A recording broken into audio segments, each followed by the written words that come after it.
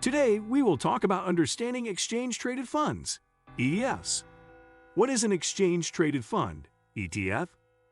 An exchange-traded fund, ETF, is a type of pooled investment security that operates much like a mutual fund. Typically, ETFs will track a particular index, sector, commodity, or other assets, but unlike mutual funds, ETFs can be purchased or sold on a stock exchange the same way that a regular stock can. An ETF can be structured to track anything from the price of an individual commodity to a large and diverse collection of securities. ETFs can even be structured to track specific investment strategies. The first ETF was the SPDR S&P 500 ETF, SPY, which tracks the S&P 500 index and remains an actively traded ETF today. Understanding exchange-traded funds, ETFs. An ETF is called an exchange-traded fund because it's traded on an exchange just like stocks are. The price of an ETF shares will change throughout the trading day as the shares are bought and sold on the market. This is unlike mutual funds, which are not traded on an exchange and which trade only once per day after the markets close. Additionally, ETFs tend to be more cost-effective and more liquid compared to mutual funds.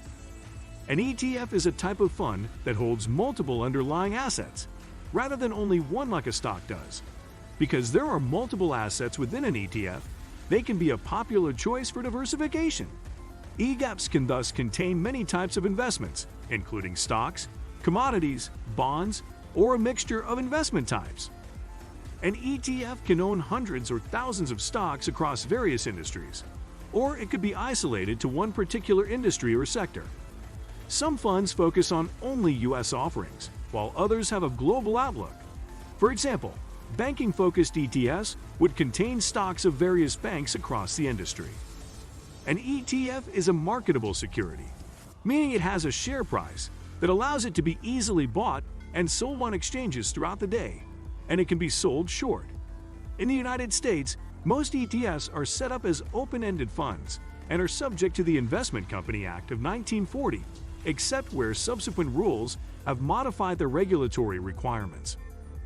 Open-end funds do not limit the number of investors involved in the product. Types of ETFs. Various types of ETFs are available to investors that can be used for income generation, speculation and price increases, and to hedge or partly offset risk in an investor's portfolio. Here is a brief description of some of the ETFs available on the market today. 1. Passive and active ETFs. ETFs are generally characterized as either passive or actively managed. Passive ETFs aim to replicate the performance of a broader index, either a diversified index such as the S&P 500 or a more specific targeted sector or trend. An example of the latter category is gold mining stocks.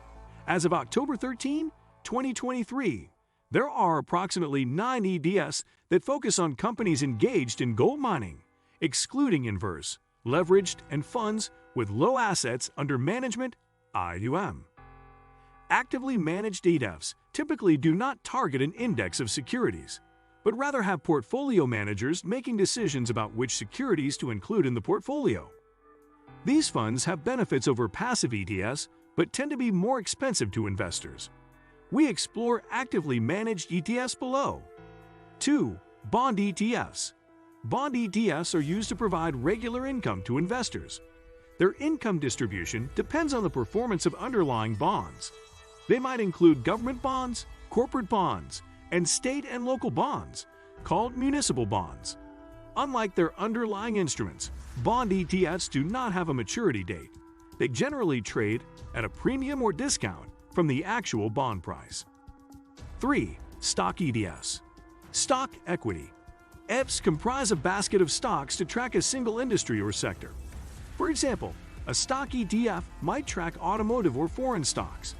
The aim is to provide diversified exposure to a single industry, one that includes high performers and new entrants with potential for growth. Unlike stock mutual funds, stock ETFs have lower fees and do not involve actual ownership of securities. 4. Industry and sector ETFs. Industry or sector ETFs are funds that focus on a specific sector or industry. For example, An energy sector ETF will include companies operating in that sector. The idea behind industry ETFs is to gain exposure to the upside of that industry by tracking the performance of companies operating in that sector. One example is the technology sector, which has witnessed an influx of funds in recent years. At the same time, the downside of volatile stock performance is also curtailed in an ETF because they do not involve direct ownership of securities. Industry ETFs are also used to rotate in and out of sectors during economic cycles. 6. Commodity ETFs. As their name indicates, commodity ETFs invest in commodities, including crude oil or gold. Commodity ETFs provide several benefits. First, they diversify a portfolio, making it easier to hedge downturns. For example, commodity ETFs can provide a cushion during a slump in the stock market. Second, holding shares in a commodity ETF is cheaper than physical possession of the commodity. This is because the former does not involve insurance and storage costs. 7. Currency ETFs. Currency ETFs are pooled investment vehicles that track the performance of currency pairs, consisting of domestic and foreign currencies. Currency ETFs serve multiple purposes. They can be used to speculate on the prices of currencies based on political and economic developments in a country. They are also used to diversify a portfolio or as a hedge against volatility in forex markets by importers and exporters. Some of them are also used to hedge against the threat of inflation. There's even an ETF option for Bitcoin. 8. Inverse ETFs. Inverse ETFs attempt to earn gains from stock declines by shorting stocks. Shorting is selling a stock, expecting a decline in value, and repurchasing it at a lower price. An inverse ETF uses derivatives to short a stock. Essentially, they are bets that the market will decline. When the market declines, an inverse ETF increases by a proportionate amount. Investors should be aware that many inverse ETFs are exchange-traded notes, ETNs, and not true ETFs.